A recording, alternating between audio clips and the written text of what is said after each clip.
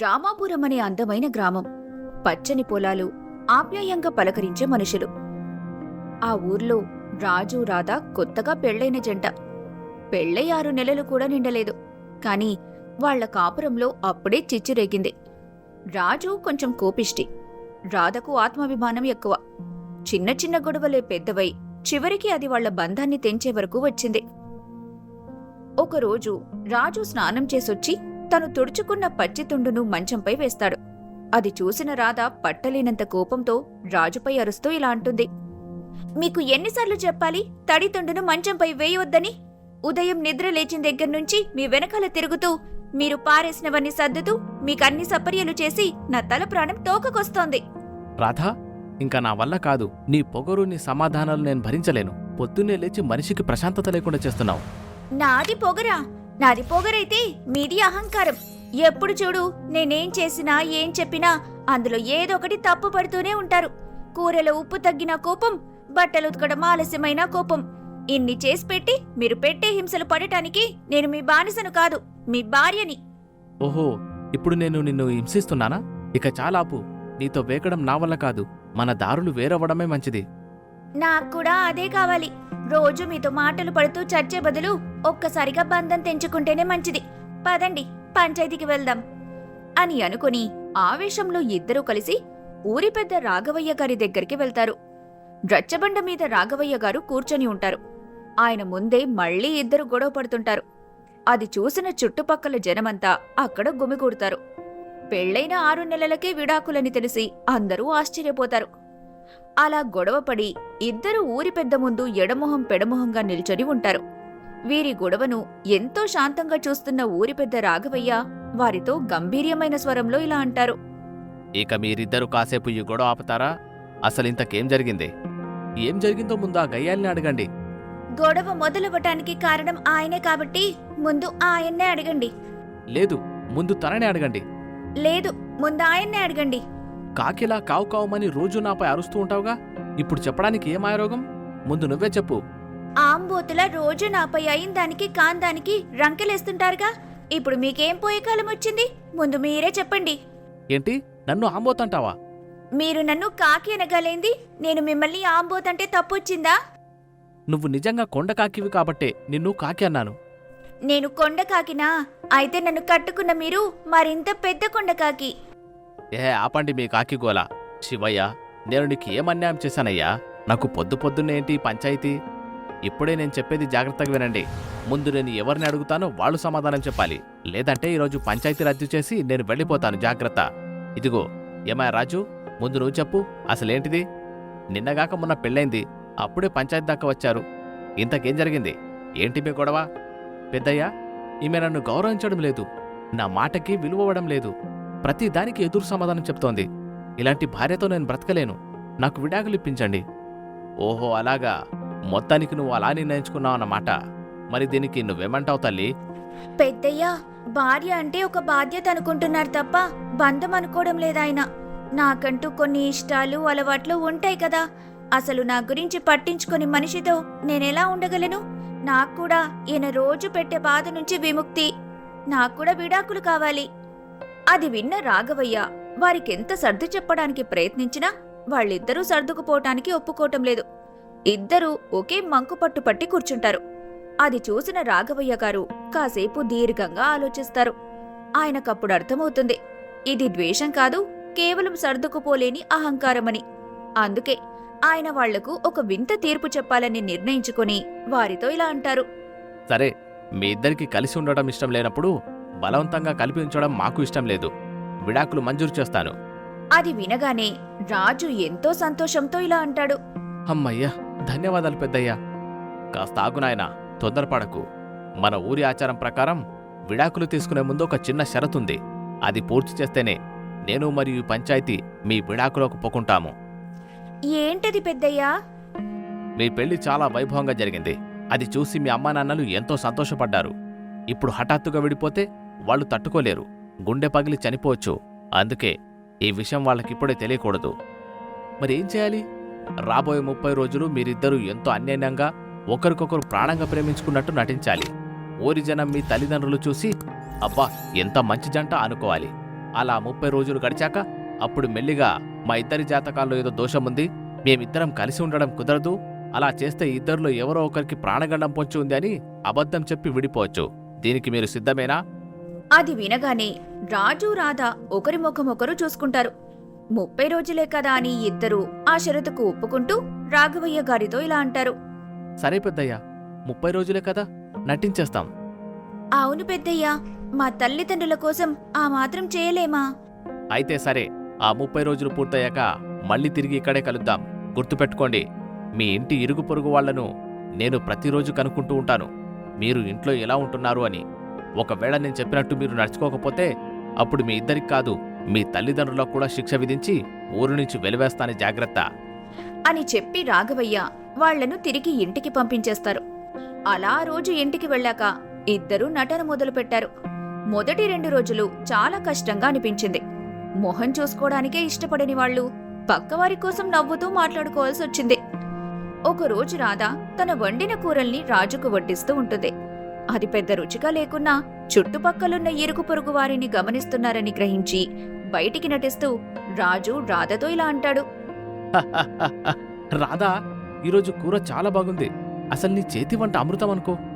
అయ్యో, మీకు నచ్చితే చాలండి, ఇంకొంచెం వడ్డించనా? తినండి, పక్కన అత్తయ్యగారు చూస్తున్నారు. అలా వాళ్ల నటన సాగుతోంది.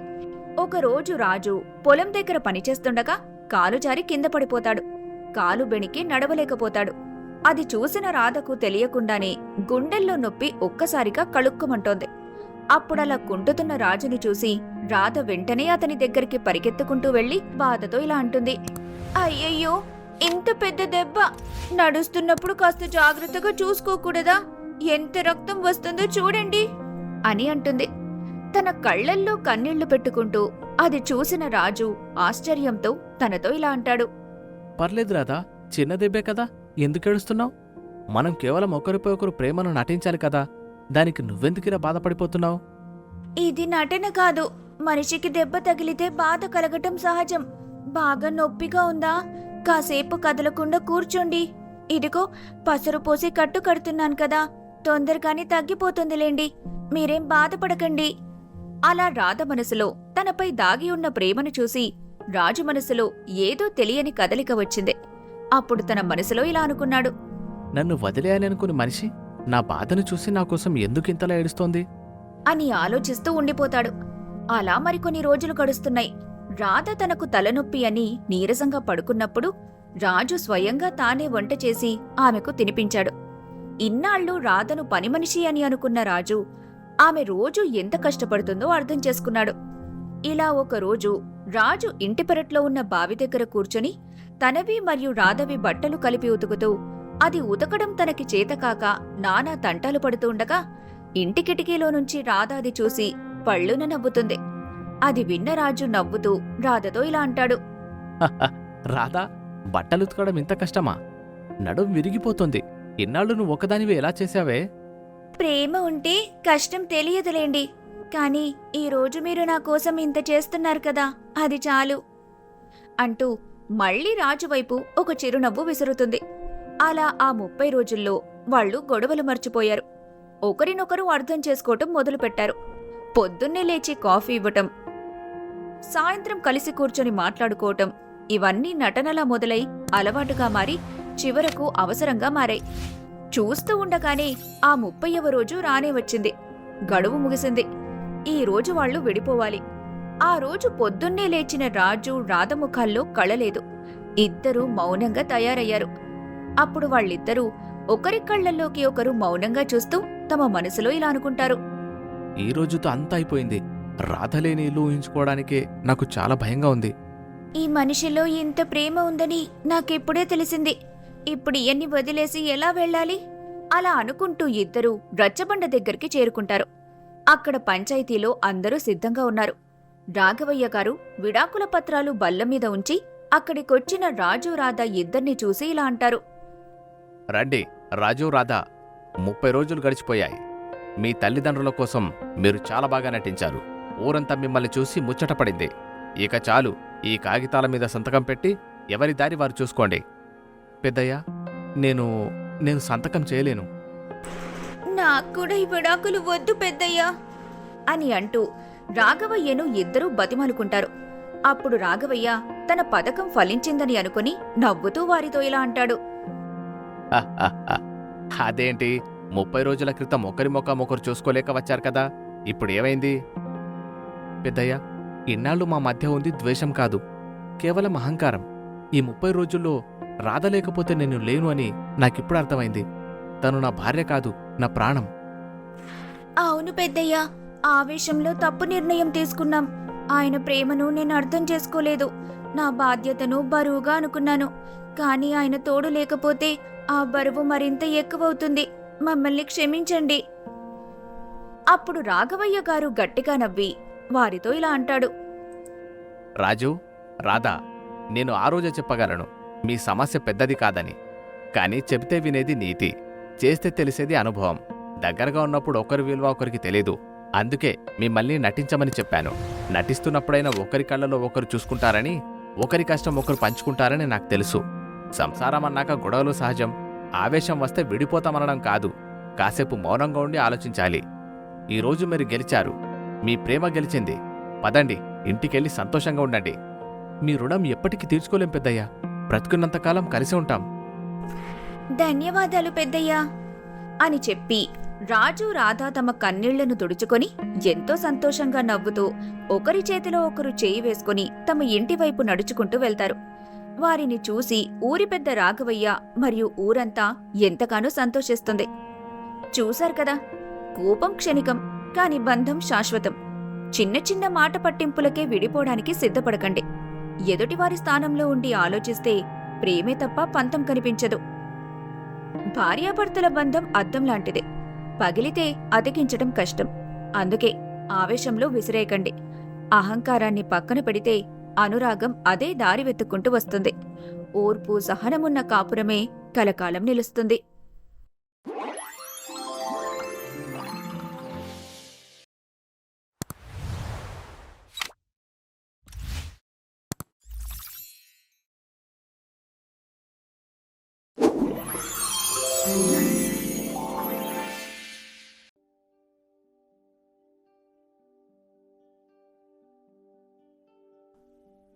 కృష్ణపట్నం అనే గ్రామంలో ఉండే వెంకటయ్య ఒక స్వార్థపరుడు. ఆస్తి కోసం అబద్ధాలాడే వ్యక్తి. అతని తమ్ముడు రవి నిస్వార్థపరుడు. తల్లి ప్రేమను గుండెల్లో దాచుకున్నవాడు. ఇక సుజాత రవి భార్య. భర్తకు అన్ని విషయాల్లో అండదండగా ఉండేది. వాళ్ల తల్లి చనిపోయిన తర్వాత అన్నదమ్ములిద్దరూ ఆస్తులను సమానంగా పంచుకొని వేరుపడ్డారు. కాని వెంకటయ్యకు ఎప్పుడూ రవి భాగానికి వచ్చిన వాళ్ల అమ్మ తోటపై కన్నుండేది. దాన్ని ఎలాగైనా తన సొంతం చేసుకోవాలని కుట్రలు పన్నుతూ ఉండేవాడు. ఒకరోజు ఉదయం తన అమ్మ గుర్తుగా ఎంతో అల్లారుముద్దుగా చూసుకుంటున్న పచ్చని పెరటి తోటలో రవి తన పని చేసుకుంటున్నాడు. ఇంతలో వెంకటయ్య కోపంతో అక్కడికొచ్చి ఇలా అంటాడు. రే రవి, ఇంకా నీకు అర్థం కాలేదా? ఈ తోటని నాకు అమ్మేమంటే ఎందుకు మండుకేస్తున్నావు? నీకేమన్నా బుద్ధుందా? అన్నయ్య, ఎన్నిసార్లు చెప్పాలి? ఈ తోట కేవలం భూమి కాదు, అమ్మ జ్ఞాపకం. మన చిన్నతనంలో నువ్వు నేను కలిసి ఆడిన ఆటలు, అమ్మ మనల్ని పక్కన కూర్చొని చెప్పిన కథలు అన్నీ ఇక్కడే ఉన్నాయి. ఆ జ్ఞాపకాల్ని డబ్బుతో కొలవకన్నయ్య. అబ్బో, గొప్ప కవిలా మాట్లాడుతున్నావే. ఆ జ్ఞాపకాలుంటే కడుపు నిండిపోతుందా? నీకు పట్నంలో ఉద్యోగముంది కదా, ఈ పల్లెటూరు భూమి మీద ప్రేమెందుకు? నాకైతే ఇక్కడే ఉండి వ్యాపారం చేసుకునే ఆలోచన ఉంది. అందుకు నాకు పెట్టుబడి కావాలి. ఆస్తి సరిసమానంగా పంచుకున్నాం, కాని ఇప్పుడు ఈ తోటలో నాకు రావాల్సిన వాట నాకు కావాలి. నీ వ్యాపారం కోసం అమ్మ జ్ఞాపకాల్ని అమ్మేంత స్వార్థపరుణ్ణి కాదు నేను. నీకు తోటలో సగం వాటా ఉంది, నీ వాట నువ్వు చూసుకో అంతే. సగం వాటా ఏంటి? నేనంటే నీ గౌరవం లేదా? ఇన్నాళ్ళు నువ్వు పట్నంలో ఉంటే నేనే కదా ఊళ్ళో ఈ తోటకి దిక్కుగా ఉన్నాను. అందుకే ఈ తోటపై సర్వహక్కులు నావే. ఇప్పుడు నా మాట వినాల్సిందే. అన్నయ్య, ఈ 10 ఏళ్లలో నేను నీకు కట్టిన ప్రతి పైసా, నువ్వు అడిగిన ప్రతి సాయం గుర్తులేదా? ఇప్పుడు తోట మొత్తం నీకు అప్పగించమంటే ఎలా? నా భార్య, నా పిల్లలు, వాళ్ళ భవిష్యత్ ఏంటి? ఇలా మాట్లాడడానికి నీకు సిగ్గుగా లేదా? అసలు నువ్వు నా అన్నయ్యవేనా? ఆ మాటలకు సమాధానం చెప్పలేక వెంకటయ్య కోపంగా వెళ్ళిపోయాడు. రవి బాధగా అలా చూస్తూ ఉండిపోతాడు. అదే రోజు సాయంత్రం ఇంట్లో రవి, సుజాత నిరాశగా కూర్చొని ఉంటారు. వెంకటయ్య లోపలికి వచ్చి లేని ప్రేమను ఒలకపోస్తూ, రవి, నన్ను క్షమించరా. ఆవేశంలో అన్ని మాటలు అనేశాను. నాది తప్పే, కానీ అంటూ ఆగి తన ముసలి కన్నీళ్లు తుడుచుకుంటూ ఏడుస్తాడు. అది చూసిన రవి కంగారు పడుతూ, ఏమందన్నయ్యా అంతలా బాధపడుతున్నావు? ఏం జరిగింది? నిన్న రాత్రి అమ్మ కలలోకొచ్చిందిరా. నువ్వు నేను ఎప్పుడు కలిసి ఉండాలని గొడవపడకూడదని చెప్పింది. కాని ఈ తోట గురించి కూడా ఒక భయంకరమైన విషయం నాకు చెప్పింది. ఏంటి బావగారేది? అప్పుడు వెంకటయ్య గంభీరంగా ఇలా అంటాడు. ఒరే రవి, ఈ తోట మనకు కలిసిరాదురా. అమ్మ చెప్పింది ఈ భూమికి శాపం తగిలిందట. మనమిద్దరం దీన్ని పంచుకుంటే ఇద్దరి కుటుంబాలు నాశనమవుతాయట. శాపమా? నువ్వేం మాట్లాడుతున్నావన్నయ్యా? ఈ తోట మన పూర్వీకులది కదా, దీనికి ఎలాంటి శాపముంది? అమ్మ మనకు ఎప్పుడు చెప్పనేలేదు. అందుకే కదరా అమ్మ బతుకున్నప్పుడు అంత కష్టపడింది. తోటలో ఎంత నష్టపోయినా అస్సలు వదిలిపెట్టలేదు. కాని చివరికి పోయే ముందు అమ్మ నాతో ఒక మాట చెప్పిందిరా. ఆ తోట ఎవరి పేరు మీద ఉంటే అది వాళ్లకు శాపంగా మారుతుంది. అది రవికి శాపంగా మారకూడదు. నువ్వెలాగైనా దాన్ని మొత్తం తీసుకొని రవిని పట్నంలో సుఖంగా ఉండమని చెప్పు అని నాతో చెప్పిందిరా. అందుకే ఇన్నాళ్ల నుంచి అమ్మ చివరి కోరుకొని ఎలా అయినా నెరవేర్చాలని ఆ తోట కోసం నీతో గొడవపడ్డాను. కాని నిన్న రాత్రి అమ్మ నా కలలోకి వచ్చి ప్రమాదం ముంచుకొస్తుంది, రవికేదో కీడు జరగబోతోంది, నువ్వు త్వరగా వెళ్లి ఆ తోటని నీ పేరుపై రాయించుకో, లేదా రవి అతని కుటుంబం మనకు దక్కదు అని నాకు మళ్లీ గుర్తు చేసిందిరా. అదేంటి, అమ్మ నన్ను కాపాడడం కోసం నీ ప్రాణాల్ని ఫలంగా పెట్టమని ఎలా చెప్పగలదు? అయినా నువ్వు దానికి ఎలా ఒప్పుకున్నావన్నయ్యా? అమ్మ మన మంచి కోరే కదరా చెప్పేది. నువ్వు నీ భార్య పిల్లలు బాగుంటాలంటే ఈ భూమికి నువ్వు దూరంగా ఉండాలి. నాకు పెళ్ళై ఎన్ని సంవత్సరాలైనా పిల్లలు పీచు లేనివాణ్ణి. నేనుంటే ఎంత పోతే ఎంత. నన్ను నమ్మరా, నాక్కూడా ఈ భూమి మీద మోజులేదు. కాని అమ్మ మాట కోసం ఆలోచించు అని అంటూ కన్నీళ్లు పెట్టుకుంటూ మరింతగా నటిస్తూ ఉంటాడు. ఆ మాటలకు రవి తన కళ్ళు మూసుకొని తీవ్రమైన భావోద్వేగంతో తలపట్టుకుంటాడు. తన పథకం మెల్లిగా మారుతుందని లోలోపల సంతోషిస్తూ వెంకటయ్య అక్కడ్నుంచి వెళ్ళిపోతాడు. చూస్తూ ఉండగానే చీకటి పడుతుంది. రవి ఇంట్లో సుజాత దీపం వెలిగిస్తుంది. రవి దీర్ఘాలోచనలో ఉండిపోతాడు. అప్పుడు సుజాత అతని దగ్గరికి వచ్చి ఇలా అంటుంది. ఏమండి, నిజంగానే మీ అమ్మగారు అలా చెప్పుంటుందా? తెలియడం లేదు సుజాత. అన్నయ్య చెప్పే మాటల్లో ఎంత నిజముందో ఎంత అబద్ధముందో నాకర్థం కావడం లేదు. కాని అమ్మకు నన్ను తోటకు దూరం చేయాల్సిన అవసరమేముంది? ఎప్పుడూ నాకోసం ఆరాటపడింది అమ్మే కదా. బహుశా అందుకేనేమో నాకు ఏ హాని జరగకూడదని అన్నయ్యతో అలా చెప్పి ఉంటుంది. నాకేదో అనుమానంగా ఉందండి. మీ అన్నయ్య ఎప్పుడూ ఆస్తి పంపకాల గురించి మాత్రమే మాట్లాడేవాడు. అకస్మాత్తుగా ఈ శాపం, ఈ కళ అంతా నిజమే అనుకుంటున్నారా? నాకు తెలిసి ఇది నిజం కాకపోవచ్చు. అబద్ధమని ఎలా అనుకోగలము? అన్నయ్య కళ్ళలో కనిపించిన ఆ బాధ నిజమనిపించింది నాకు. ఒకవేళ అది అమ్మ ఆఖరి కోరికైతే నేను దాన్ని కాదనగలనా? నేను కాదంటే నీకు మన పిల్లలకు ఏదైనా కీడు జరిగితే నేనెలా భరించగలను? అప్పుడు సుజాత అతనికి ధైర్యం చెబుతూ ఇలా అంటుంది. దేవుణ్ణి నమ్ముకోండి, ధర్మాన్ని నమ్ముకోండి. మనం ఎవ్వరికీ అన్యాయం చేయలేదు. మీ అన్నయ్య నిజంగా మన క్షేమం కోసమే మాట్లాడుతుంటే మనం ఈ ఆస్తిని వదులుకోవడానికి సిద్ధంగా ఉందాం. కానీ మీ అన్నయ్య మన దగ్గర ఎక్కడో ఏదో దాస్తున్నాడని నా అనుమానం. అందుకే మనమిద్దరం ఒకసారి వెళ్ళి గ్రామ పెద్దల్ని కలుద్దాం. ఆయన ఊరిలో అందరికీ ఎలాంటి చిక్కు సమస్య వచ్చినా తెలివి, సమయస్ఫూర్తితో పరిష్కరిస్తారని విన్నాను. మన సమస్యకు కూడా ఆయనే ఏదో ఒక పరిష్కారం చెబుతారని నాకు గట్టి నమ్మకమండి. ఆ మాటలకు రవి కాసేపు దీర్ఘంగా ఆలోచించి, సరే సుజాత, అమ్మ కోరిక నెరవేర్చడమే నాకు ముఖ్యం. రేపు గ్రామ పెద్ద దగ్గరకు వెళ్దాం. ఆ తోటను పూర్తిగా అన్నయ్యకు అప్పగించేద్దాం. నా అన్నయ్య త్యాగం వల్ల నీకు మన కుటుంబానికి మేలు జరిగితే అంతకంటే ఏం కావాలి? అని అంటూ రవి కన్నీళ్లు పెట్టుకుంటాడు. సుజాత అతన్ని ఓదారుస్తుంది. అలా ఆ రాత్రి గడిచిపోతుంది. మరుసటి రోజు ఉదయం గ్రామ పంచాయతీ అరుగుపై గ్రామ పెద్ద కూర్చొని ఉంటారు. అప్పుడు గ్రామ పెద్ద ఇలా అంటాడు. రవి, వెంకటయ్య, ఏం జరిగిందో క్లుప్తంగా చెప్పండి. పెద్దయ్య, అన్నయ్య కలలో కనిపించి అమ్మ చెప్పిందట, ఈ తోట నాకు నా కుటుంబానికి శాపంగా మారుతుందని. అందుకే అన్నయ్యకు దీన్ని పూర్తిగా అప్పగించాలని అమ్మ తన చివరి కోరికగా చెప్పిందట. నా ఆనందం కంటే అమ్మ మాట, మా కుటుంబ క్షేమమే నాకు ముఖ్యం. అందుకే నా వాటాను అన్నయ్యకు రాసివ్వడానికి సిద్ధమయ్యాను. ఏంటి వెంకటయ్య, మీ అమ్మ నీతో అలా చెప్పిందా? ఆ మాటలకు వెంకటయ్య కాస్త ఆందోళన పడతాడు. కాని తన భయాన్ని బయటికి కనిపించకుండా దాచుకుంటూ ఎక్కడలేని భావోద్వేగాలను నటిస్తూ ఇలా అంటాడు.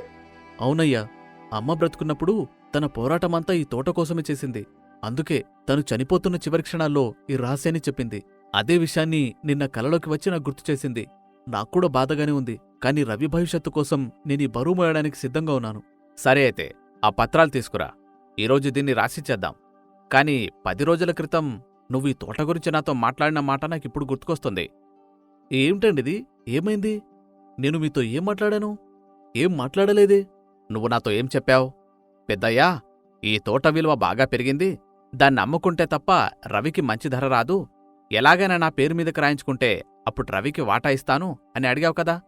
10 రోజుల క్రితం నువ్వు భూమి విలువ గురించి మాట్లాడితే ఈరోజు శాపం గురించి మాట్లాడుతున్నావు. ఎందుకలా? ఆ ప్రశ్నకు వెంకటయ్య ముఖం పాలిపోతుంది. సుజాత, రవి ఆశ్చర్యంగా చూస్తారు. కాసేపటికి రవి తన సొంత అన్నయ్యే తనని మోసం చేయడానికి చూశాడని అర్థమై ఇలా అంటాడు. అన్నయ్య, ఇది నిజమేనా? నువ్వు నాతో అంత పెద్ద అబద్ధం చెప్పావా? అమ్మ నా గురించి ఆ తోటకున్న శాపం గురించి చెప్పిందని నాతో అబద్ధాలు చెప్తావా? నాతో అబద్ధాలు చెప్తూ నా మనసును ఇంతలా ముక్కలు చేశావా? ఆస్తి కంటే నీ మీదో నా నమ్మకమే కదన్నయ్య నాకు ముఖ్యం. నా సొంత అన్నవి నువ్వు నాకు ఇంత అన్యాయం చేయాలని చూస్తావా? ఛీ, నీ మొహం కూడా నాకు చూపించకన్నా. అప్పుడు తను చేసిన తప్పుకి తలదించుకొని పశ్చాత్తాపంతో వెంకటయ్య రవితో మాట్లాడతాడు. రవి, నన్ను క్షమించరా. ఆస్తి మీద ఆశతో బుద్ధి గడ్డి తిని అన్ని అబద్ధాలు చెప్పాను. నా స్వార్థం నన్ను రాక్షసుడిగా మార్చింది. అమ్మ ఏ కోరిక కోరలేదురా, అది కేవలం నా కల్పనే. అప్పుడు గ్రామ పెద్ద ఆ సమస్య తన తీర్పును చెబుతూ ఇలా అంటాడు. వెంకటయ్య, నువ్వు ఆస్తి దొరుకుతుందనో దొరకదనో కాదు, పవిత్రమైన బంధాన్ని తెగనమ్మాలని చూశావు. అది పెద్ద తప్పు. ఇక నుంచైనా బుద్ధి తెచ్చుకొని వాటాలు వేసుకుని వేరుపడకుండా ఇద్దరూ కలిసి ఆ తోటని చూసుకుంటూ వచ్చే లాభాన్ని సరిసమానంగా పంచుకోండి. రవి, నీ నిస్వార్థ ప్రేమకు దేవుడు నీకెప్పుడు అన్యాయం చేయడు. ఆయన దీవెన ఎప్పుడు నీకుంటుంది. ఈ తోట మీ ఇద్దరిది. మీ ప్రేమతో పంచుకోండి. మీ అన్నయ్య తెలియక చేసిన తప్పుని పెద్ద మనసుతో క్షమించు. అప్పుడు రవి వెంకటయ్య దగ్గరికి వెళ్లి ఏడుస్తూ అన్నయ్యతో ఇలా అంటాడు. చాలన్నయ్య, ఇప్పటికైనా నువ్వు నిజం ఒప్పుకున్నావు. నాకదే చాలు. ఇక నుంచి నీ మనసులో ఎలాంటి అనుమానాలు పెట్టుకోకు. ఈ తోట మనిద్దరిది. నువ్వు నేను కలిసి మళ్ళీ అమ్మ జ్ఞాపకాల్ని పంచుకుందాం. ఆ మాటలకు వెంకటయ్య ఏడుస్తూ తమ్ముడిని గట్టిగా కౌగిలించుకుంటాడు. సుజాత కళ్ళనీళ్లతో ఆ దృశ్యాన్ని చూస్తూ ఉండిపోతుంది. కథలోని నీతి: డబ్బుకు విలువుంటుంది, కాని బంధానికి వెలకట్టలేం. స్వార్థం ఎంత గొప్పదైనా పవిత్రమైన ప్రేమ ముందు ఎప్పటికైనా తలవంచాల్సిందే.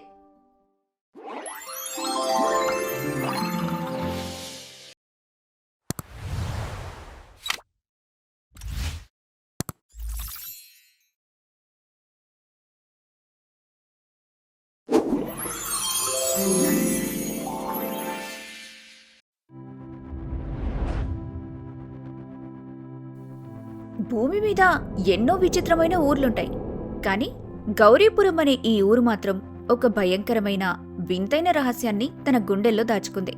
ఈ ఊరి మధ్యలోని రచ్చబండపై ఉన్న గౌరీ అమ్మరు విగ్రహం ముందు వేలాడుతున్న గాజులు ఒక శాపానికి గుర్తు.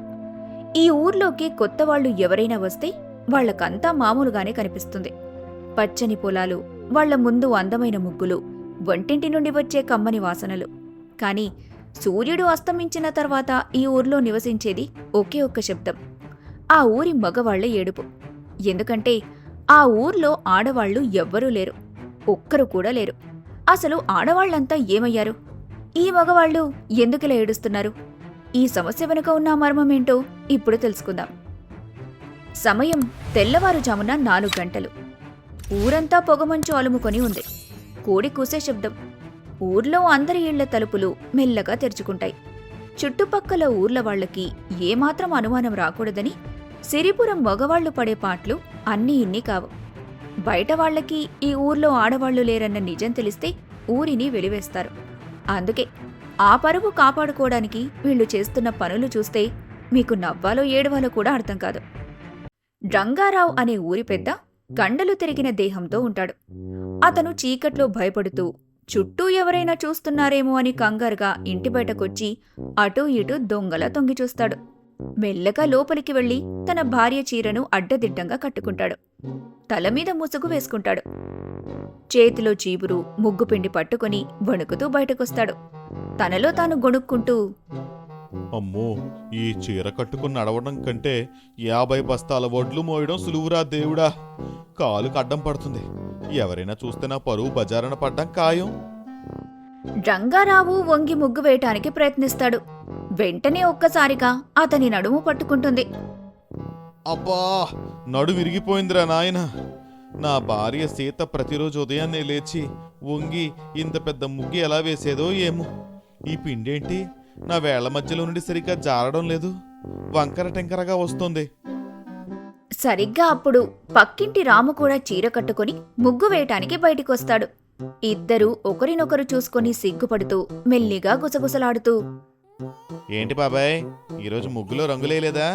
నిన్న పక్కూరి సర్పంచ్ మన ఊరి మీదుగా వెళ్తూ రంగారావు ఇంటి ముందు ముగ్గేంటి అంత దరిద్రంగా ఉంది అని నవ్వుకుంటూ పోయాడు.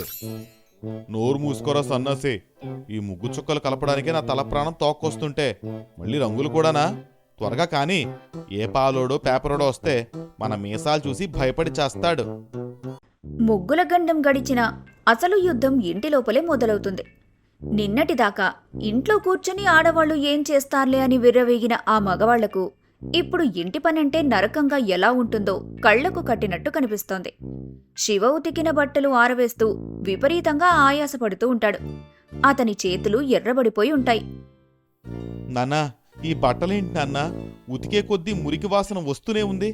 పైగా ఈ సర్ఫ్ నీళ్లకి నా చేతులు కాలిపోతున్నట్లు మండుతున్నాయి. నా భార్య సుమ రోజుకి 15 జతల బట్టలు ఉతికేది.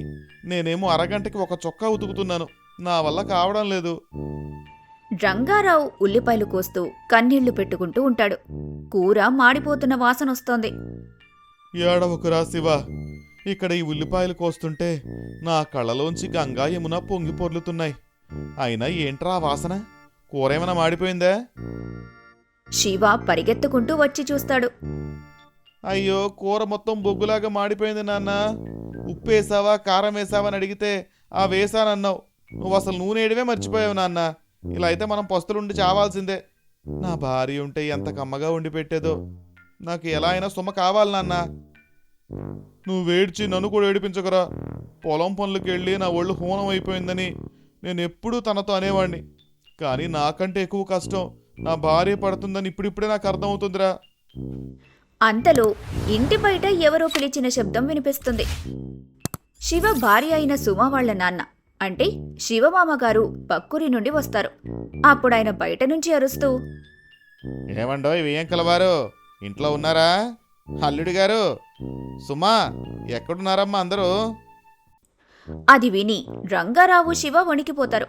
మామగారికి సుమ ఇంట్లో లేదు, అసలు ఊర్లో ఆడవాళ్లు ఎవ్వరూ లేరన్న నిజం తెలిస్తే పెద్ద రచ్చవుతుందని అనుకుని ఒకరితో ఒకరు గుసగుసలాడుకుంటారు. ఒరే, మీ మామ వచ్చాడ్రా. మీ ఆవిడ ఊరెళ్ళిందని చెప్పడానికి కూడా లేదు. ఎందుకంటే తాను వాళ్ళ నాన్న ఇంటి దగ్గర నుండే కదా రావాలి. ఇప్పుడు ఏం చేద్దాం? నువ్వు వెళ్ళి తలుపు తీ.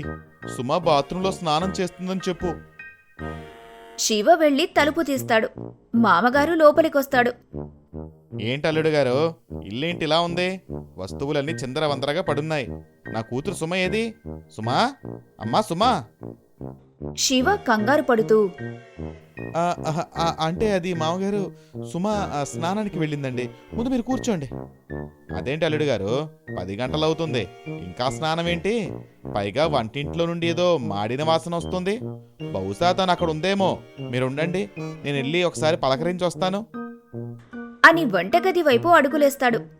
వెంటనే శివ ఆయనకు అడ్డుపడుతూ, అయ్యో మామగారు, మీకెందుకండి శ్రమ? మీరు అలా కూర్చోండి, నేను వెళ్ళదేంటో కనుక్కుంటానుగా అంటూ పరిగెత్తి కిచెన్ గోడ చాటుగా వెళ్లి తన భార్య సుమలాగా గొంతు మార్చి చాలా సన్నగా ఇలా మాట్లాడటం మొదలు పెడతాడు. నాన్నా, నాన్నా, నేనే సుమని. బావున్నారా నాన్నా? సుమా, ఏంటమ్మా నీ గొంతు అలా ఉందేంటి? మరి కీచుగా కాకెరిచినట్టుగా వస్తుంది. ఏం లేదు నాన్న, ఉదయం చన్నీళ్లతో స్నానం చేశాను. దాంతో నాకు విపరీతమైన జలుబు చేసింది నాన్న. గొంతు పొంగురుపోయింది. నేను కిచెన్లో వంట చేస్తుంటే పొయ్యిలో మంటారిపోయింది. ఇక్కడంతా పోగా నా మొహం అంతా నల్లగా అయిపోయింది. అందుకే బయటికి రాలేను. మీరు అల్లుడి గారితో మాట్లాడుతూ కూర్చోండి నాన్న, నేను స్నానం చేసి వస్తాను. సర్లే అమ్మా, అయినా వియంకల వారెక్కడా? ఆయన గొంతు కూడా వినిపించడం లేదు. అక్కడి శివ వెనకాల దాక్కున్న రంగారావు కూడా కంగారులో ఒక ముసలావిడ గొంతులాగా తన గొంతు మార్చి ఇలా మాట్లాడతాడు. ఆహా, ఆయన పొలానికి వెళ్ళారు అన్నయ్య గారు. నేనే సుమ అత్తగారిని మాట్లాడుతున్నాను. అత్తగారా, క్రితంసారి వచ్చినప్పుడు మీరు కాశీకి వెళ్ళారని చెప్పారు. మీరెప్పుడు వచ్చారండి కాశీ నుండి? మీ గొంతుకేమైంది అలా రొప్పుతూ మాట్లాడుతున్నారు? అది వినగానే శివ వెంటనే తల పట్టుకొని మళ్ళీ సుమల గొంతుతో మాట్లాడుతూ, అయ్యో నాన్న, మా అత్తయ్య గారు నిన్నే తిరిగి వచ్చారు. ఆవిడ గొంతుకు కూడా జలుబు చేసింది అని కవర్ చేస్తాడు. చాలా కష్టపడి నానా తంటాలు పడి మామగారిని అక్కడి నుంచి పంపించేస్తారు. చూశారు కదా, ఒక్కరోజు ఇంటి పని చేయడానికి, ఆడవాళ్లు ఇంట్లో ఉన్నారని నటించడానికి ఈ మగవాళ్లు ఎన్ని నాటకాలు ఆడుతున్నారో. ఇంతకీ ఈ ఊరి ఆడవాళ్లంతా ఏమయ్యారు? ఈ బంగారు గాజు వెనుక ఉన్న శాపమేంటి తెలుసుకోవాలంటే ఒక 6 నెలలు వెనక్కి వెళ్ళాలి. 6 నెలల క్రితం గౌరీపురంలో ఉండే మగవాళ్లకి పొగరెక్కువ. తాము సంపాదిస్తున్నాం కాబట్టి తామే గొప్పవాళ్లమనే అహంకారం. ఆడవాళ్లు చేసే ఇంటి పనికి అసలు విలువే ఇచ్చేవారు కాదు. అయిన దానికి కాని దానికి చీటికి మాటికి వాళ్ల భార్యల్ని తిడుతూ కొడుతూ ఉండేవాళ్లు. ఒకరోజు రంగారావు తన భార్యను కోపంతో తిడుతున్నాడు. ఏం చేస్తున్నావే ముద్దుదానా, పొద్దున్నుండే ఇక్కడ కూరలు అసలు ఉప్పే లేదు. మనిషి అనేవాడు ఎవరైనా తింటాడు ఈ తిండి? కాలు మీద కాలేసుకుని ఇంట్లో కూర్చోవడం తప్ప మీ ఆడవాళ్ళకేం పనుందే? ఎండన పడి వానన పడి సంపాదించింది మేము. మీరు మా దయ మీద బతుకుతున్నవాళ్ళు. మా కోసం ఈ మాత్రం కూడా కష్టపడకపోతే మేము పెట్టే తిండి ఎలా సహిస్తుంది మీకు? నువ్వు ఇలానే చేస్తూ ఉండు. ఏదో ఒక రోజు నేను మెడ పట్టుకుని ఇంటి నుంచి బయటకు గెంటేస్తాను. జాగ్రత్త. ఇలా ఆ ఊరి ప్రతి గడపలో ఇదే తంతు.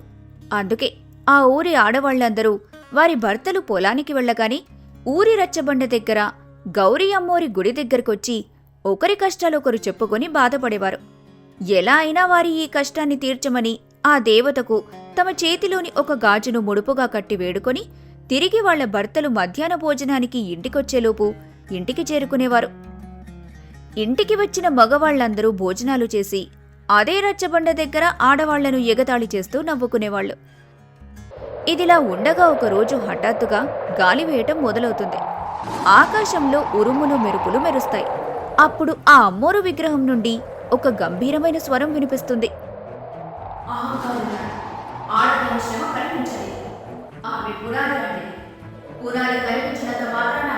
ఈ ఇల్లు మొత్తం నామని నిలబడి ఉంది అని పైకప్పు విరవీగితే ఆ పునాది కదిలిన నాడు ఆ ఇల్లు మొత్తం నీలమట్టం ఉంటుంది. ఆడవాళ్ళు చేసే ప్రతి పనిని చులకన చేస్తున్నారు కదా మీరు. ఈ క్షణం నుండి మీ ఊరిలో ఒక్క ఆడది కూడా ఉండదు. మీ భార్యలు, తల్లులు, కూతుర్లు అందరూ ఒక్కసారిగా మారిపోతారు. మీరు ఏ పనినైతే సులువనుకున్నారో ఆ పని చేస్తూ ఆడవాళ్ల కష్టమేంటో మీరు మనస్ఫూర్తిగా తెలుసుకుని కన్నీరు కాచి వచ్చి ఈ నా ముందు వేలాడుతున్న గాజులని మారి మళ్ళీ వాళ్ళని మీ దగ్గరకు చేస్తారు. అప్పటి వరకు ఈ గాజులు ఇక్కడే గాల్లో వేలాడుతూ ప్రతి క్షణం మీ పాపాలను మీకు గుర్తు చేస్తూ ఉంటాయి. అలా శపించి ఆ విగ్రహంలో నుండి వస్తున్న స్వరం ఆగిపోతుంది. మరుసటి రోజు ఉదయానికి ఊర్లోని ఆడవాళ్లంతా మాయమైపోతారు. రాత్రి సమయమవుతూ ఉంటుంది. ఊరి మగవాళ్లంతా ఆ రచ్చబండ దగ్గరకొచ్చి ఆ అమ్మోరు విగ్రహం చుట్టూ చేరి కన్నీళ్లు పెట్టుకుంటూ ఉంటారు. 6 నెలలు గడిచాయి. అప్పటి నుండి ఈ మగవాళ్లు పడుతున్న నరకయాతన అంతా ఇంతా కాదు. ఇంటి పని చేయడం రాక, వండుకొని తినడం రాక, ఇల్లు ఊడ్చుకోలేక ఏడుస్తున్న పసిపిల్లల్ని ఊరుకోబెట్టలేక వాళ్లు పడ్డ బాధ వర్ణనాతీతం. ఇప్పుడు వాళ్ల అహంకారం పూర్తిగా కరిగిపోయింది. రంగారావు ఏడుస్తూ ఆ అమ్మోరు విగ్రహం ముందు మోకరిల్లుతాడు. అతని వెనుక ఊరి మగవాళ్లంతా చేతులు జోడించి నిలబడతారు. అమ్మా అమ్మోరు తల్లి, మమ్మల్ని క్షమించు తల్లి. ఆడవాళ్ళ ఇంట్లో ఉండి ఏం చేస్తున్నారులే అనుకున్నాం. కానీ వాళ్ళు లేని ఇల్లు ఇటుకలు రాళ్లతో కట్టిన శ్మశానంలా మారిపోయింది. ఉదయం లేచినప్పటి నుండి రాత్రి పడుకునే వరకు ముగ్గులు వేయడం దగ్గర నుండి వంట చేయడం, బట్టలు తొక్కడం, ఇల్లు అలకడం, మా కోపాలను భరించడం, ఇన్ని పనులు విసుక్కోకుండా ₹1 జీతం అడగకుండా వాళ్ళు ఎలా చేస్తున్నారో ఇప్పుడు మాకు అర్థమైంది తల్లి. మాకు బుద్ధొచ్చింది. ఆడవాళ్లు మాకు బానిసలు కాదు, వాళ్లే మా ఇళ్లకు మహాలక్ష్ములు. వాళ్ల శ్రమను గుర్తించని మేము పాపాత్ములం.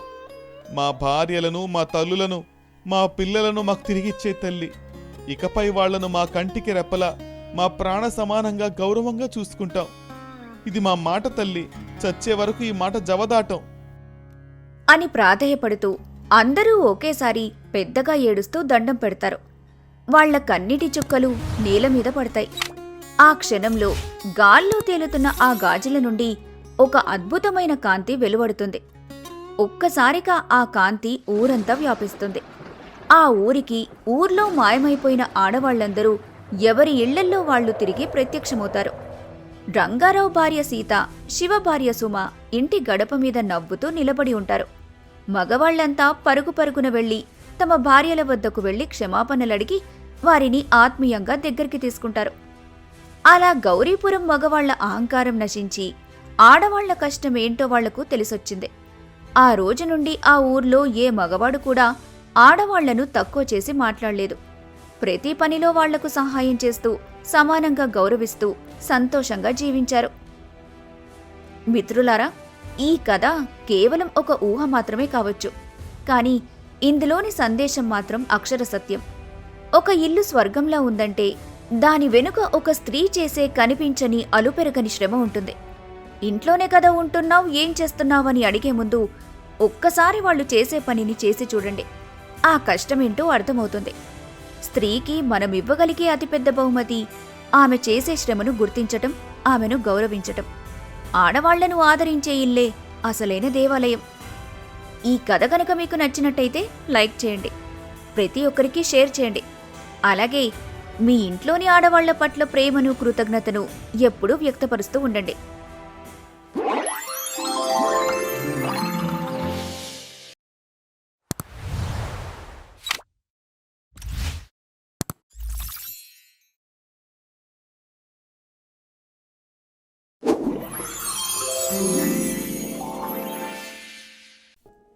రాత్రి 2 గంటలు. ఊరంతా కరెంటు లేదు. ఎండాకాలం ఉక్కపోతకు ఊరి జనమంతా ఉడికిపోతున్నారు. కాని ఈ ఒక్క ఇంటిపైన మాత్రం ఏసీ వేసినట్టుగా చల్లటి గాలి వీస్తోంది. ఆ డాబా మీద ప్రశాంతంగా నిద్రపోతున్న ఆ కుటుంబం వెనుక, ఆ చక్రం తిప్పుతున్న ఆ వ్యక్తి వెనుక ఒక వింతైన ప్రయోగముంది. కన్నీళ్లు తెప్పించే ఒక త్యాగముంది. అసలు ఆ రాత్రి ఆ ఇంటిపైన ఏం జరుగుతోంది? ఆ వింతైన యంత్రమేంటి? నిద్రను దూరం చేసిన ఎండాకాలం ఒక కుటుంబ బంధాన్ని ఎలా పరీక్షించిందో తెలియాలంటే రామాపురానికి వెళ్లాల్సిందే. ఉదయం సమయం. సూర్యుడు మండిపోతున్నాడు. రామాపురం గ్రామంలో రామయ్య ఇల్లు. రామయ్య ఒక సామాన్య రైతు.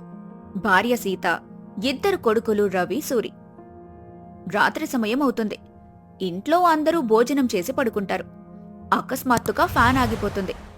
ఇంట్లో కరెంటు పోయింది. మే నెల. మాడు పగిలిపోయే ఎండలు. పగలు సూర్యుడు నిప్పులు చెరికితే రాత్రిపూట ఆ వేడికి భూమి సెగలు కక్కుతోంది. రామయ్య ఇంట్లో కరెంటు పోయింది. ఆ కాంక్రీటు గోడల మధ్య ప్రెషర్ కుక్కర్లో ఉన్నట్టుగా ఉక్కపోత మొదలైంది. రవి, సూరి ఇద్దరూ చెమటలతో తడిచిపోయి అటూ ఇటూ దొర్లుతూ విసుక్కుంటూ ఉంటారు. దోమలు విపరీతంగా కుడుతుంటాయి.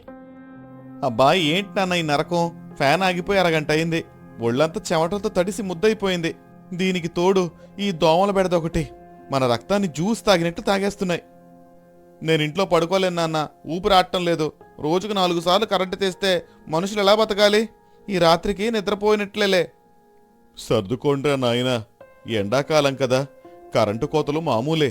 విసనకర్రతో విసురుకుంటూ పడుకునే ప్రయత్నం చేయండి. రేపొద్దున్నే పొలానికి వెళ్ళి మందు కొట్టాలి. నిద్రపోకపోతే పగలు పనిచేయలేరు. పనిచేయడమా?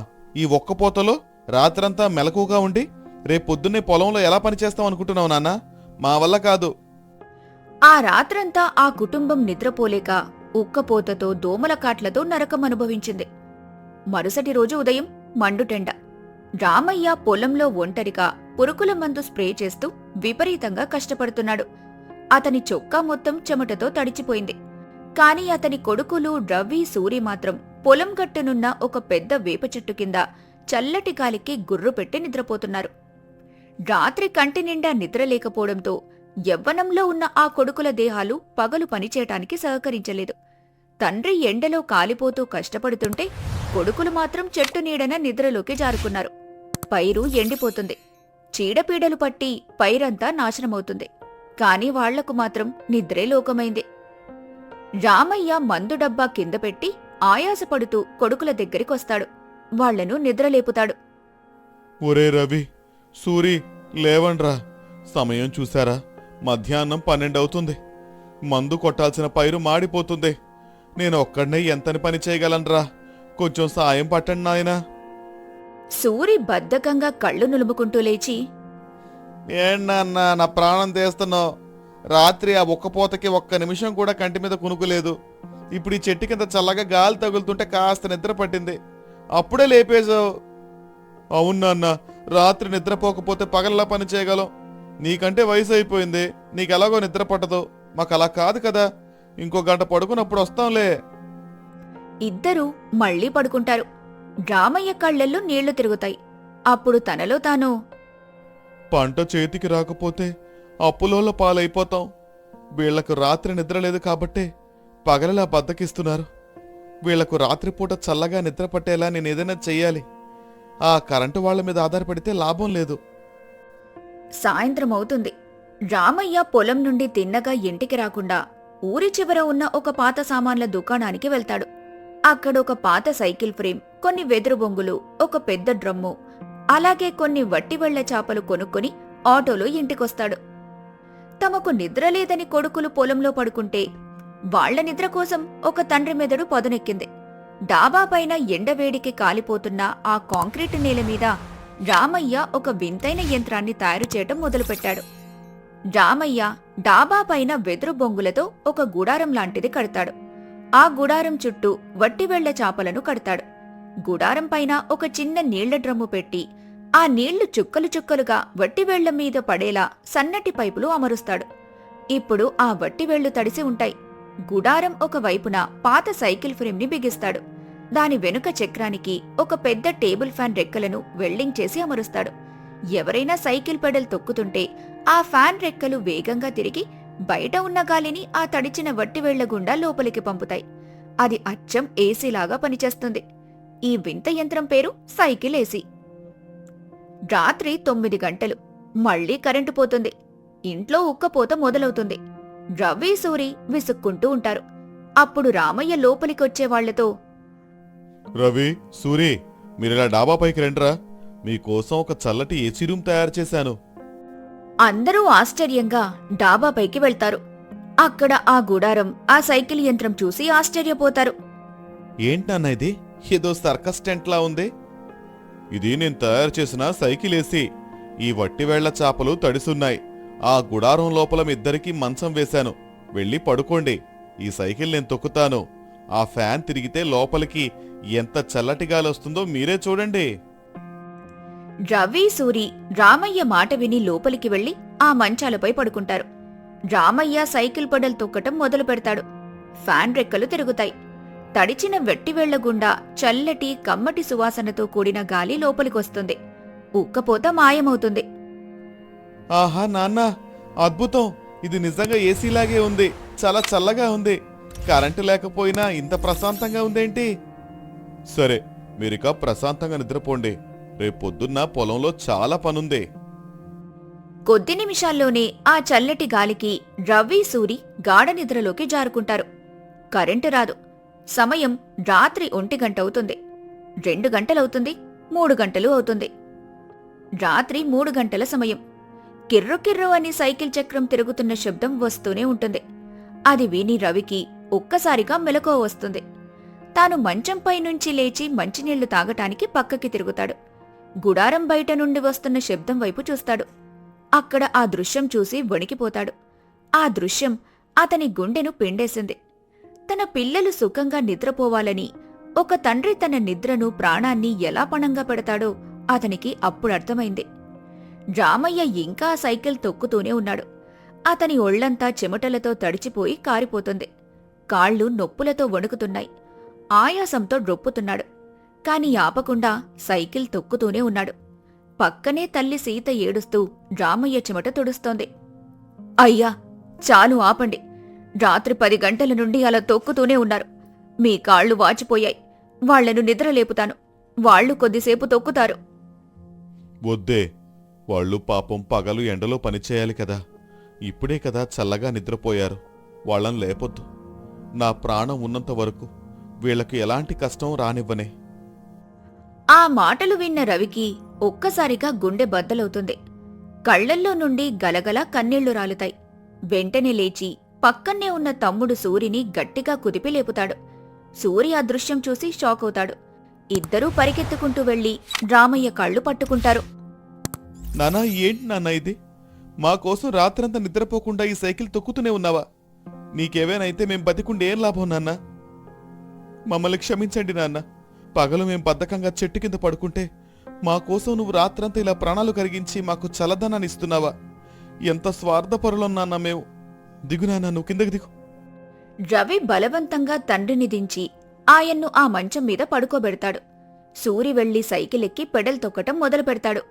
రవి బాధతో సైకిల్ తొక్కి తొక్కి వాచిపోయిన తన తండ్రి కళ్ళు నొక్కుతూ, ఇక నుండి రాత్రిపూట ఎవరూ ఒంటరిగా కష్టపడరు నాన్న. గంటకొకరం చొప్పున ఈ సైకిల్ వేసినే తొక్కుతాం. పగలుపూట పొలంలో ముగ్గురం కలిసి చెమట ఒడుద్దాం. నువ్వు ముందు పడుకో నాన్న, ఇక ప్రశాంతంగా నిద్రపో. రామయ్య కళ్లల్లో ఆనంద బాష్పాలు రాలుతాయి. అలాగే రవి చేతులు పట్టుకుని సంతోషంగా నిద్రలోకి జారుకుంటాడు. ఆ రాత్రి ఆ తండ్రి చేసిన త్యాగం, ఆ వింత ప్రయోగం ఆ కొడుకుల కళ్ళు తెరిపించింది. ఆ తర్వాత రోజు నుండి ఆ ఇంటిపైన కరెంటు లేకపోయినా అందరికీ ప్రశాంతమైన నిద్ర ఉంది. పగలుపూట పొలంలో ఆ ముగ్గురూ కష్టపడి పనిచేసి మంచి పంటను సాధించారు. ఎండాకాలంలో వచ్చే ఉక్కపోతకు మనం ఏసీలు, కూలర్లు వెతుక్కుంటాం. కాని ఒక కుటుంబంలో అసలైన చల్లదనం ఎక్కడుంటుందో తెలుసా? ఒకరికోసం ఒకరు పడే కష్టంలో ఉంటుంది. కన్నవాళ్లను సుఖంగా ఉంచాలనే త్యాగంలో ఉంటుంది. తండ్రి అనేవాడు తన నెత్తరును చెమటగా మార్చి మనకు చల్లని భవిష్యత్తునిచ్చే ఒక మహావృక్షం. ఆ వృక్షాన్ని గౌరవించండి. వాళ్లకు అండగా నిలబడండి. కరెంటు లేకపోయినా, కష్టాలొచ్చినా కుటుంబ సభ్యుల మధ్య ప్రేమ ఉంటే పాత డాబా ఇల్లు కూడా ఏసీ రూంలాగా చల్లగా ప్రశాంతంగా మారుతుంది.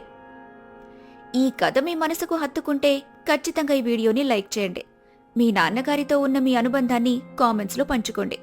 మరిన్ని ఇలాంటి మంచి కథల కోసం మన ఛానల్ని సబ్స్క్రైబ్ చేసుకోండి. ధన్యవాదాలు.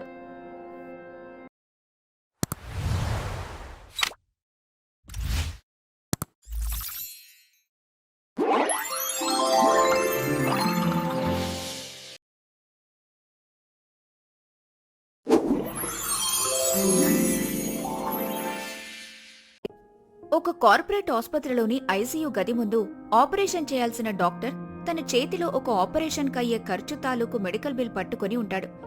అప్పుడొక ముసలవ్వ తన చేతిలో ఉన్న పాత ఒక మట్టి గుళ్లను తన ముందు పగలగొట్టగానే అందులోంచి చెమటతో తడిచిన 10-20 రూపాయల నోట్లు ఇంకా ఎన్నో చిల్లర నాణాలు ఒక్కసారిగా టేబుల్ మీద పడతాయి. అది చూసి ఆ డాక్టర్తో సహా అక్కడున్న వాళ్లందరి కళ్లల్లో ఒక్కసారిగా నీళ్లు తిరుగుతాయి. 25,000 రూపాయల ఆస్తి ఉన్నా కన్నవాళ్లని కాపాడుకోలేని ఈ రోజుల్లో ఒక ప్రాణాన్ని నిలబెట్టడానికి ఒక పాత మట్టిగుల్ల దేవుడిలా ముందుకొచ్చింది. ఆ మట్టిగుల్లలో ఉన్నవి కేవలం చిల్లర నాణాలు కావు. ఒక తల్లి రక్తం, ఆమె కార్చిన కన్నీరు, మండుటెండలో ఆమె చిందించిన చెమట చుక్కలు. అసలు ఆ ఆస్పత్రిలో ఏం జరిగింది? ఆ మట్టిగుల్ల ఎవరిది? ప్రాణాలు పోతున్న సమయంలో 25,000 రూపాయలు చేయలేని అద్భుతాన్ని గోదావరి గట్టున దొరికే ఆ చిల్లర నాణాలు ఎలా చేశాయో తెలియాలంటే మనం గోదావరి ఒడ్డునున్న రాజానగరం వెళ్లాల్సిందే. ఎండాకాలం మధ్యాహ్నమవుతుంది. సూర్యుడు నిప్పులు చెరుగుతున్నాడు. ఒక 60 ఏళ్ల ముసలావిడ తన కొడుకు రామయ్య ఇంటి అరుగు మీద కూర్చొని ఉంటుంది.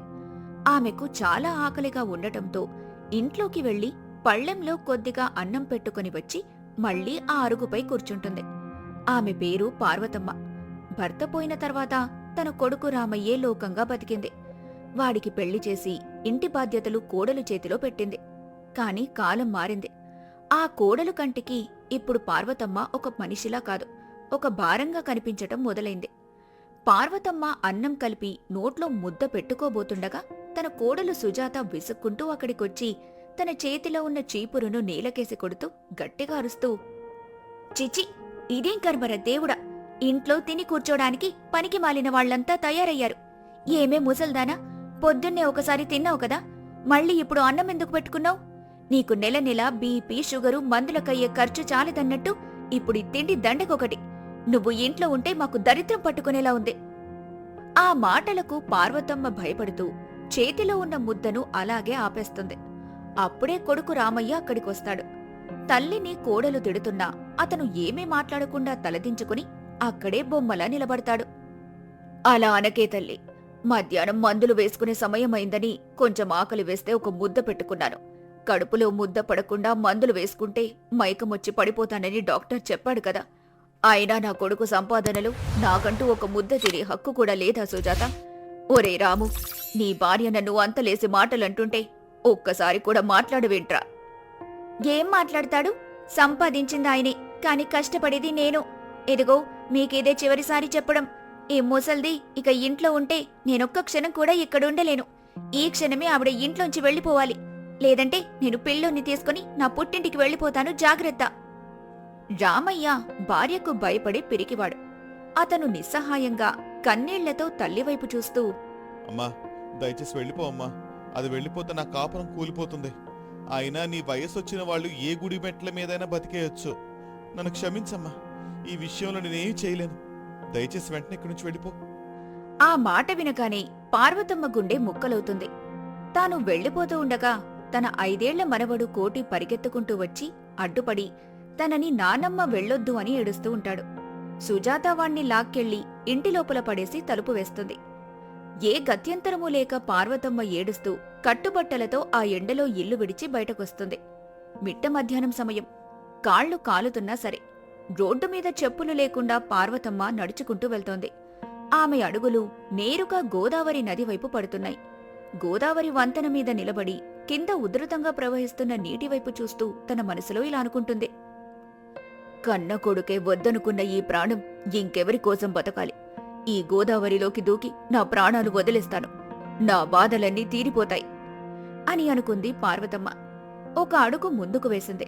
సరిగ్గా పార్వతమ్మ దూకబోతుండగా ఆమెకు తన మనవడు కోటి నవ్వు ముఖం, వాడు నానమ్మ అని పిలిచిన పిలుపు గుర్తుకొచ్చి అక్కడే ఆగిపోయి, లేదు, నేను చావకూడదు. నా కొడుకు నన్ను గెంటేసినా వాడు నా కడుపున పుట్టిన బిడ్డే. వాడికేదైనా ఆపద వస్తే ఈ తల్లి ప్రాణం విలవిల్లాడిపోదు. నా మనవడు కోటి ఏమైపోతాడు? నేను బతకాలి. ఎవరో పెట్టిన భిక్ష మీద కాదు, నా కష్టంతో నేను బతకాలి. ఈ గోదారమ్మే నాకు ఏదో ఒక బతుకు తెరువు చూపిస్తుంది అని అనుకుని అలా వెనక్కి తిరిగిన పార్వతమ్మకు అప్పుడే తాటి చెట్ల నుండి ముంజలు కోసుకుని వస్తున్న కొందరు కల్లుగీత కార్మికులు కనిపిస్తారు. వాళ్లను బతిమాలి తన మెడలో ఉన్న చిన్న బంగారు గొలుసు కుదవబెట్టి వాళ్ల దగ్గర కొన్ని ముంజలు గెలలు కొంటుంది. వాటిని మోసుకుంటూ గోదావరి గట్టుపైకి వస్తుంది. చుట్టూ ఇసుక, భయంకరమైన ఎండ. పార్వతమ్మ ఆ ఇసుకలో కింద పడిన తాటి కొమ్మలతో ఒక గొడుగు తయారు చేసి పెట్టుకుని దాని కింద ఒక గోనె సంచి పరుచుకుని ముంజలు అమ్ముతూ కూర్చుంటుంది. ఆమె వయసుకు ఆ ఎండలో కూర్చోటమంటే ప్రాణాల మీదకు తెచ్చుకోవడమే. కాని కడుపు మంట ముందు ఆ ఎండమంట ఒక లెక్క కాదు. గోదావరికి వచ్చే పర్యాటకులకు, బాటసారులకు ఆ చల్లటి ముంజలు అమ్మి తన కడుపు నింపుకోవటం మొదలుపెట్టింది. ఒక పక్క ఎండ తల మార్చేస్తుంది. ముంజలు కొట్టడానికి ఆమె చేతులు సహకరించటం లేదు. కత్తి జారి ఆమె వేళ్లు తెగుతాయి. రక్తం కారుతుంది. కాని తాను మాత్రం భయపడక, నిరుత్సాహపడక తన పాత చీరకొంగు చించుకొని ఆ గాయానికి కట్టుకొని మళ్లీ ముంజలు కొడుతూ ఉంటుంది. అయ్యలారా, అమ్మలారా, విపరీతమైన ఎండలో వడదెబ్బకు పడకుండా కాపాడే చల్లచల్లటి ముంజలు. రండి బాబూ, రండి, తినండి. మీ ఒంటికి చలవ చేస్తుంది. ఒకటి కేవలం 10 రూపాయలు మాత్రమే. రండి బాబూ, రండి, తినండి. ఆ చల్లని ముంజలు ఒకటి 10 రూపాయలు మాత్రమే. అలా చాలామంది ఆ అవ్వ పరిస్థితి చూసి జాలిపడి ఆమె దగ్గరకొచ్చి ముంజలు కొంటారు. కొందరు 10 రూపాయలు ఎక్కువ ఇస్తారు. పార్వతమ్మ ఆ డబ్బుల్ని తీసుకుని కళ్ళకద్దుకొని తన పక్కన్నే ఉన్న ఒక పాత మట్టి గుల్లలో వేసుకుని భద్రంగా దాచుకుంటుంది. రాత్రికి ఎవరో ఒకరి అరుగు మీద పడుకుంటుంది. ప్రతిరోజు ఇదే దినచర్య. అలా కొన్ని నెలలు గడుస్తాయి. ఆ మట్టి గుల్ల నిండిపోతుంది. అలా 6 నెలల తర్వాత ఒకరోజు అకస్మాత్తుగా రామయ్య ఇల్లు విషాదంలో మునిగిపోతుంది.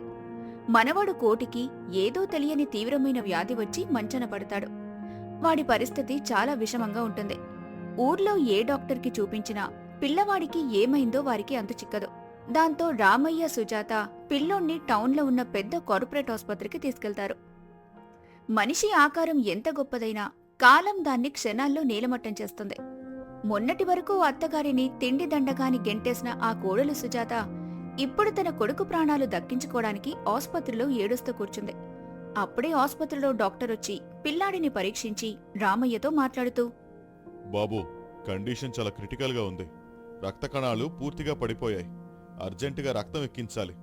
దానికి తోడు కొన్ని ఖరీదైన ఇంజెక్షన్లు వాడాలి. ఈ సాయంత్రం లోపు 25,000 రూపాయలు కడితేనే ట్రీట్మెంట్ మొదలు పెడతాం. అది విని రామయ్య గుండె ఆగినంత పనవుతుంది. తన దగ్గరున్న డబ్బంతా ఇప్పటికే హాస్పిటల్లో కట్టేశాడు. ఇంకా అంత డబ్బు ఎలా సర్దాలో అర్థం కాక సుజాత వైపు చూస్తూ, సుజాత, నా దగ్గర ఒక్క రూపాయి కూడా లేదు. నీ మెడలో ఉన్న 2 తులాల గొలుసు ఇవ్వు. వెంటనే ఎక్కడైనా దాన్ని తాకట్టు పెట్టి డబ్బులు తెస్తాను. అది నా పుట్టింటి వాళ్ళు పెట్టిన నగ. అది నేనివ్వను.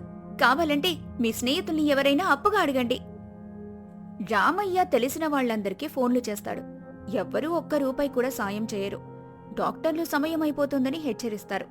రామయ్య గోడకు తలబాదుకుంటూ, అయ్యో, నా బిడ్డను కాపాడుకోలేకపోతున్నానే దేవుడా, ఇప్పుడు నేనేం చేయాలి?